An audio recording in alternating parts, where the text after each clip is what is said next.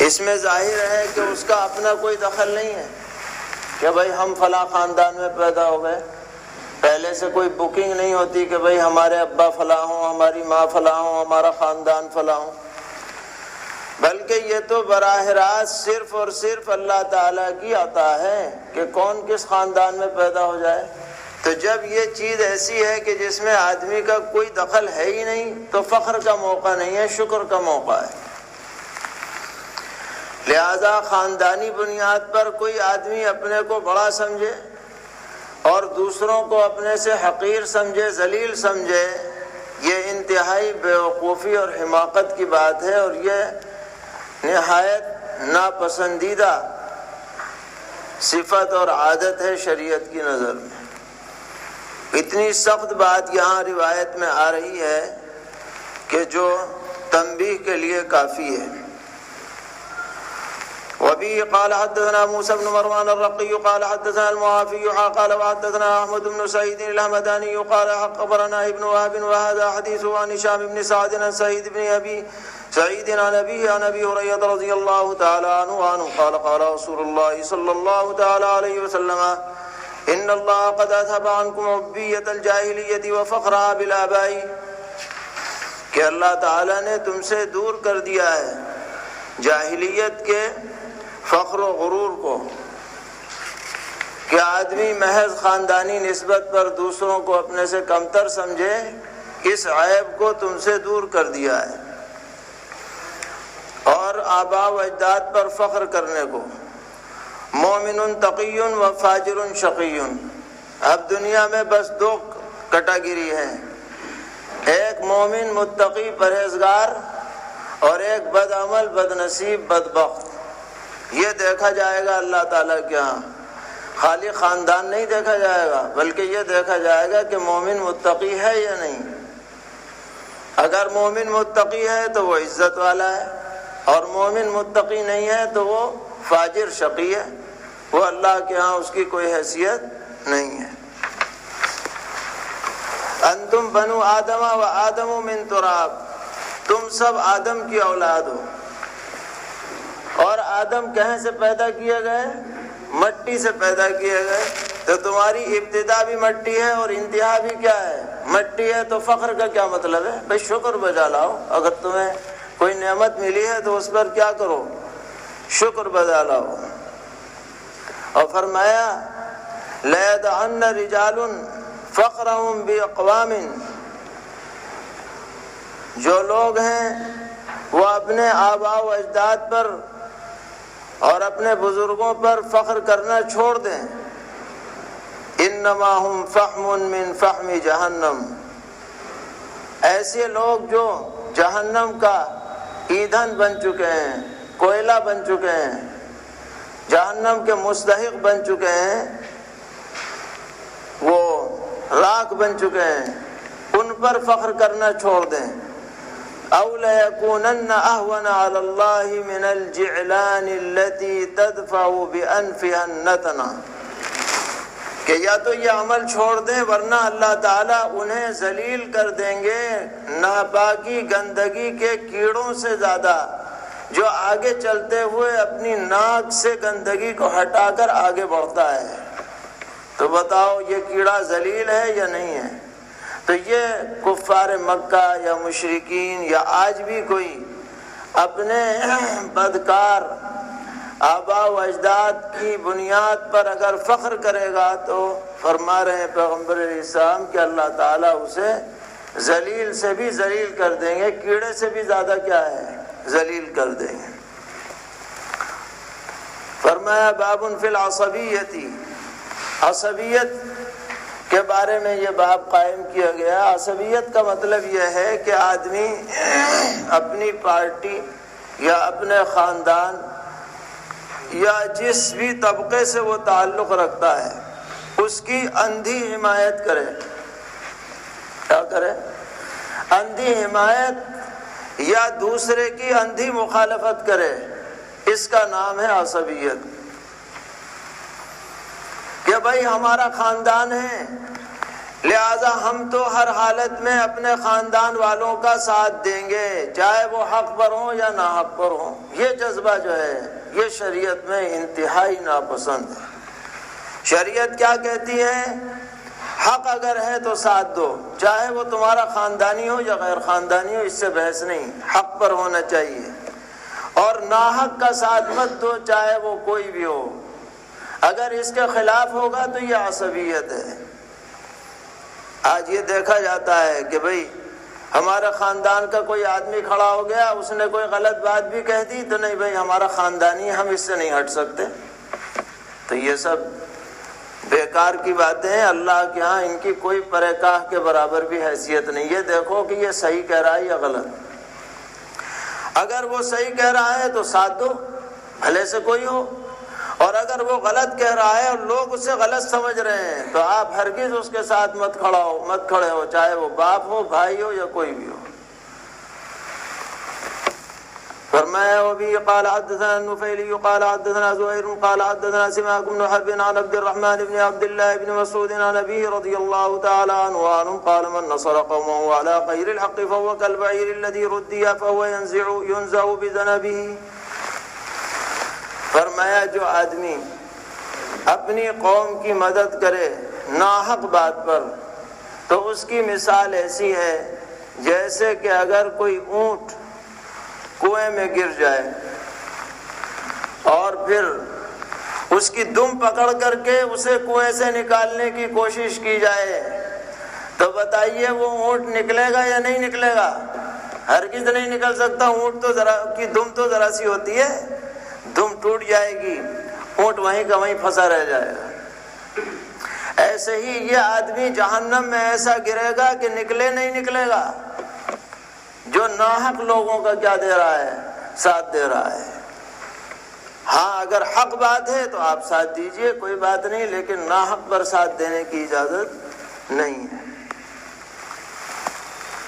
وبه قال حدثنا ابن بشار قال حدثنا ابو عامر قال حدثنا سفيان عن سماك بن حرب عن عبد الرحمن بن عبد الله عن أبيه رضي الله تعالى عنه قال انتهيت إلى النبي صلى الله تعالى عليه وسلم وهو في قبة من أدم فذكر نحوه۔ وبه قال حدثنا محمود بن خالد الدمشقي قال حدثنا الفريابي قال حدثنا سلمة بن بشر الدمشقي عن بنت واثلة بن الأسقي أنها سمعت أباها رضي الله تعالى عنه يقول قلت يا رسول الله ما العصبية قال أن تعين قومك على الظلم۔ میں نے پوچھا کہ کوئی آدمی عصبیت کرے اس کا کیا مطلب ہے؟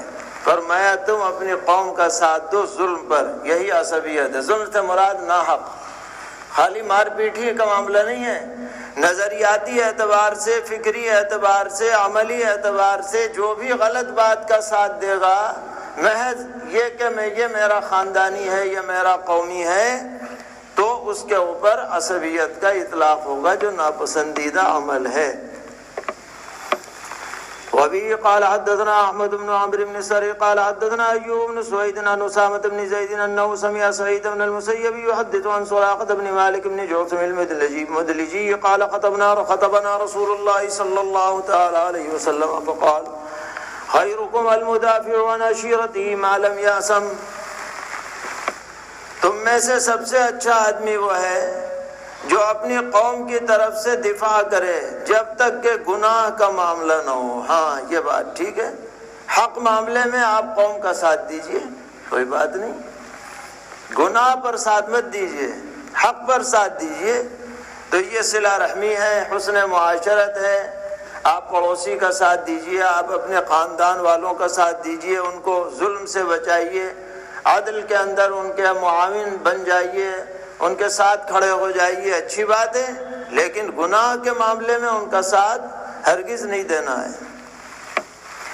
وبه قال حدثنا ابن السري قال حدثنا ابن وهب عن سعيد بن ابي ايوب عن محمد بن عبد الرحمن المكي عن عبد الله بن ابي سليمان عن جبير بن مطعم رضي الله تعالى عنه ان رسول الله صلى الله تعالى عليه وسلم قال ليس منا من دعا الى عصبية وليس منا من قاتل عصبية وليس منا من مات على عصبية۔ فرمایا ہم میں سے نہیں ہے، یعنی ہمارے طریقے پر نہیں ہے، جو لوگوں کو عصبیت کی طرف دعوت دے کہ بھئی ہم سب خاندان والے مل جائیں، چاہے غلط بات ہی کیوں نہ ہو، غلط بات پہ سب کی پارٹی بنا لو، یہ عصبیت۔ فرما رہے ہیں ہمارا اس سے کوئی جوڑ نہیں، لیس منا۔ اسی طرح جو اس بنیاد پر جنگ کرے یا اسی بات پر وہ دنیا سے جائے، اس کا بھی ہم سے کوئی تعلق نہیں ہے۔ وابي قال حدثنا ابو بكر بن ابي شيبه قال حدثنا ابو اسامه عن عوف عن زياد بن مخراق عن ابي كنانه عن ابي موسى رضي الله تعالى عنه قال قال رسول الله صلى الله تعالى عليه وسلم ابن اخت القوم منهم۔ بھانجا جو ہے وہ اسی قوم میں شمار ہے۔ یہ آپ نے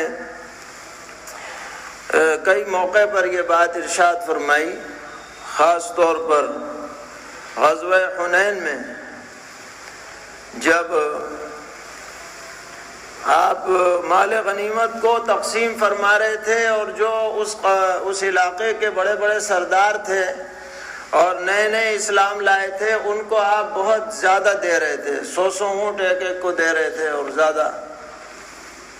تو بعض انصار کے زبانوں پر یہ جملہ آیا کہ لو میاں، جب لڑائی کا موقع تھا تو ہم آگے تھے، اور جب تقسیم کا موقع آیا تو میاں انہیں دیا جا رہا ہے۔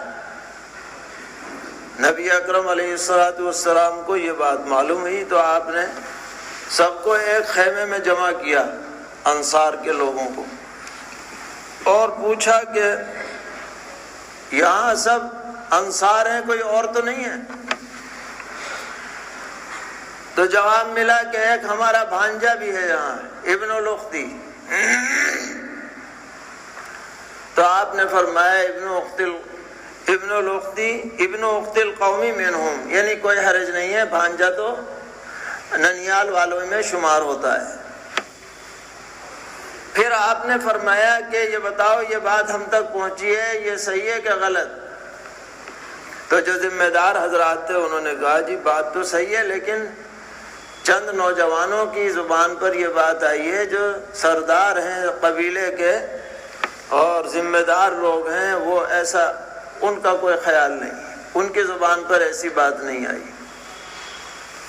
تو اس وقت پیغمبر علیہ السلام نے فرمایا کہ انصار کیا یہ نہیں چاہتے کہ دنیا والے تو لوگ اپنے ساتھ اونٹ لے جائیں، سونا لے جائیں، چاندی لے جائیں، بکری لے جائیں، فلاں لے جائیں، اور تم اپنے ساتھ رسول اللہ کو لے جاؤ صلی اللہ تعالی علیہ وسلم۔ بس آپ کے یہ فرماتے ہی سب پر گریہ و بکا کی کیفیت طاری ہو گئی، اور سب نے کہا کہ نہیں نہیں، ہم تو یہی چاہتے ہیں کہ کچھ چیز ملے یا نہ ملے، حضور ہمارے ساتھ کیا ہے، تشریف لے جائیں۔ تو اس موقع پر آپ نے یہ جملہ ارشاد فرمایا تھا کہ ابن اخت القومی منہم۔ وبه قال حدثنا محمد بن عبد الرحيم قال حدثنا الحسين بن محمد قال حدثنا جرير عن محمد بن إسحاق عن داود بن حسين عن عبد الرحمن بن أبي عقبة عن أبي عقبة وكان مولا من آل فارس قال شهدت مع رسول الله صلى الله تعالى عليه وسلم أحدا فضربت رجلا من المشركين فقلت خذها مني وأنا الغلام الفارسي فالتفت إلي رسول الله صلى الله تعالى عليه وسلم فقال فهلا قلت خذها مني وأنا الغلام الأنصاري، یعنی اپنی قوم کا نام لو، انصار کا نام لو، اس لیے کہ انصار دین کے مددگار ہیں۔ فارسی کے مقابلے میں انصاری کہنا زیادہ بہتر ہے یہاں پر۔ باب اخبار الرجل بمحبته ایاہ، جب کسی کو کسی سے محبت ہو دین کی بنیاد پر تو بہتر یہ ہے کہ کسی موقع پر اس سے کہہ دو کہ میں آپ سے اللہ واسطے محبت کرتا ہوں، جس سے بھی آپ کو تعلق ہو مگر دین کی بنیاد پر ہونا چاہیے۔ اس سے آپس میں محبتیں بڑھتی ہیں، اور جب وہ شخص سنے کہ تم مجھ سے دین کی بنیاد پہ تعلق رکھ رہے ہو تو وہ بھی جواب میں آگے بڑھ کے کہے کہ ہاں میں بھی تم سے اسی بنیاد پر کیا رکھتا ہوں، محبت رکھتا ہوں۔ اس سے دلی تعلق میں اضافہ ہوتا ہے۔ وبه قال حدثنا مسلم بن ابراهيم قال حدثنا المبارك بن فضالة قال حدثنا ثابت البناني عن انس بن مالك رضي الله تعالى عنه ان رجلا كان عند النبي صلى الله تعالى عليه وسلم فمر به رجل فقال يا رسول الله إني لأحب هذا فقال له النبي صلى الله تعالى عليه وسلم علمته، کیا تم نے یہ بات اسے بتا دی ہے اس آدمی کو جس سے تم محبت کرتے ہو؟ قال لا، کہ جی بتائی تو نہیں ہے۔ قال اعلم، بتا دو۔ قال فلحقه فقال إني أحبك في الله فقال أحبك الذي أحببتني له، تو یہ جو گئے اس کے پاس اور کہا کہ میں اللہ واسطے آپ سے تعلق رکھتا ہوں، تو انہوں نے بھی جواب دیا کہ جس بنیاد پر تم مجھ سے تعلق رکھتے ہو میں بھی اسی بنیاد پر تم سے کیا ہے تعلق کرتا ہوں۔ باب الرجل يحب الرجل على خیر یراہ، اگر کوئی آدمی کسی کو اچھا کام کرتے ہوئے دیکھے تو دل میں تمنا کرے کہ اللہ تعالیٰ مجھے بھی اس کام کی توفیق عطا فرمائے، تو انشاءاللہ اس کو بھی اس عمل کا کیا ملے گا؟ ثواب ملے گا۔ اور آدمی جس سے دین کی بنیاد پر محبت کرے گا انشاءاللہ اس کا حشر بھی انہی کے ساتھ ہوگا جن سے وہ محبت کرتا ہے۔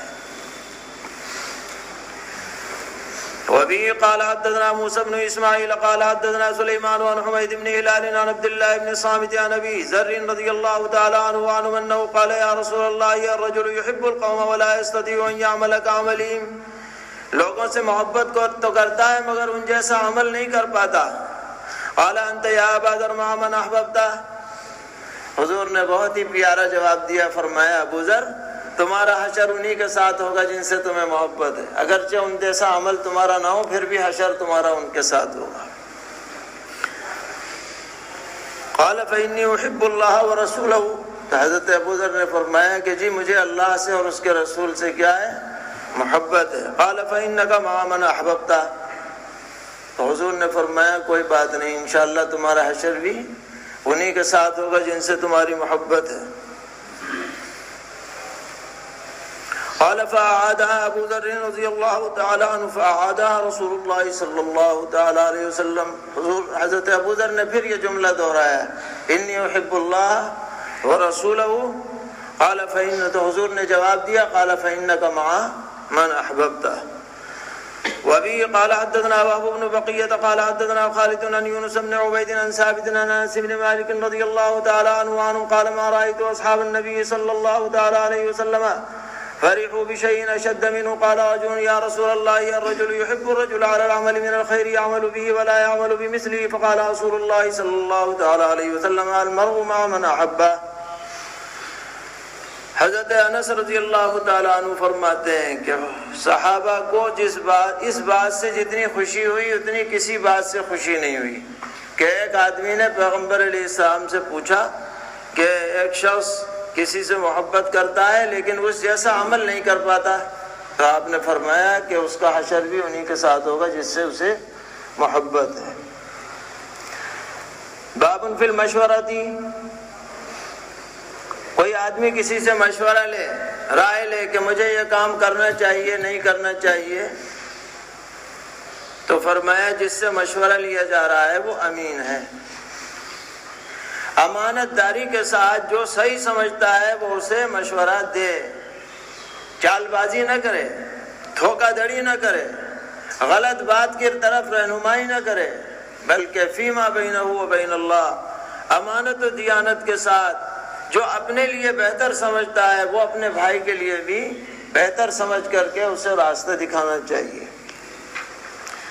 وبه قال حدثنا ابن المثنى قال حدثنا يحيى بن ابي بكير قال حدثنا شيبان عن عبد الملك بن عمير عن ابي سلمة عن ابي هريرة رضي الله تعالى عنه قال قال رسول الله صلى الله تعالى عليه وسلم المستشار مؤتمن، مشورہ جس سے لیا جائے وہ امین ہے، اس کے اوپر بھروسہ کر رہا ہے وہ آدمی جو آپ سے مشورہ لینے کے لیے آیا ہے، آپ اس کے بھروسے کی لاج رکھیے، اس کے اوپر آپ اس کے ساتھ غلط معاملہ مت کیجیے۔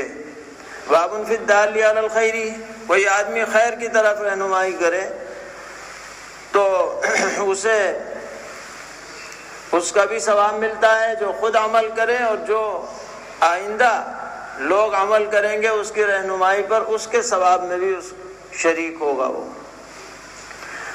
وبه قال حدثنا محمد بن كثير قال أخبرنا سفيان عن الأعمش عن أبي عمرو الشيباني عن أبي مسعود الأنصاري رضي الله تعالى عنه قال جاء رجل النبي صلى الله تعالى عليه وسلم فقال يا رسول الله إني أبدي أبي فأحملني، یعنی میرا جانور تھک گیا ہے اور اٹھ نہیں پا رہا تو آپ مجھے سواری کا انتظام کر دیجئے۔ قال لا أجد ما أحملك عليه، میرے پاس تو ہے نہیں، ولكن ائت فلانا فلعله أن يحملك، فلاں آدمی کے پاس چلے جاؤ، ہو سکتا ہے وہ تمہیں انتظام کروا دیں۔ فأتاه فحمله، وہ وہاں گئے، انہوں نے انتظام کر دیا۔ فأتى رسول اللہ صلی اللہ تعالی علیہ وسلم فأخبره، انہوں نے آ کر کے حضور کو خبر دی کہ انہوں نے کر دیا انتظام۔ فقال رسول اللہ صلی اللہ تعالی علیہ وسلم من دل على خیر فله مثل اجر فاعله، باب في الهواء۔ وبه قال حدثنا حيوة بن شريح قال حدثنا بقية عن ابي بكر بن ابي مريم عن خالد بن محمد الثقفي عن بلال بن ابي الدرداء عن ابي الدرداء رضي الله تعالى عنه وعن النبي صلى الله تعالى عليه وسلم قال حبك الشيء يعمي ويصم، جب تمہیں کسی چیز سے محبت یا تعلق ہو جاتا ہے تو آدمی اندھا بہرا بن جاتا ہے، کسی کی سنتا ہی نہیں۔ تو ایسی محبت جو اندھی بہری ہو، یہ بات ٹھیک نہیں ہے۔ سوچ سمجھ کر کے تعلق قائم کرو، اپنی خواہشات کے پیچھے ایسے غلام مت بن جاؤ کہ تمہیں پتہ ہی نہ رہے کیا صحیح ہے کیا غلط۔ سوچ سمجھ کر کے بصیرت کے ساتھ آدمی کو تعلق قائم کرنا چاہیے۔ باب فی الشفاعۃ، سفارش، یہ بھی ایک اہم عمل ہے، اچھا عمل ہے، خیر کے کام میں سفارش کرنا، اس میں سفارش کرنے والے کو بھی ثواب ملتا ہے۔ وبه قال حدثنا مسدد قال حدثنا سفيان عن بريدة بن ابي بردة عن ابي عن ابي موسى رضي الله تعالى عنه قال قال رسول الله صلى الله تعالى عليه وسلم اشفعوا الي لتوجروا وليقضي الله على لسان نبيه ما شاء، فرمایا کہ جب کوئی آدمی میرے پاس آئے اپنے کسی کام کے لیے تو تم لوگ سفارشی بن جایا کرو۔ کیا بن جایا کرو؟ سفارشی، اس لیے کہ فیصلہ تو وہی ہوگا جو میں کروں گا، لیکن تم اگر سفارشی بن جاؤ گے تو تم بھی اجر و ثواب کے کیا ہے؟ مستحق بن جاؤ گے۔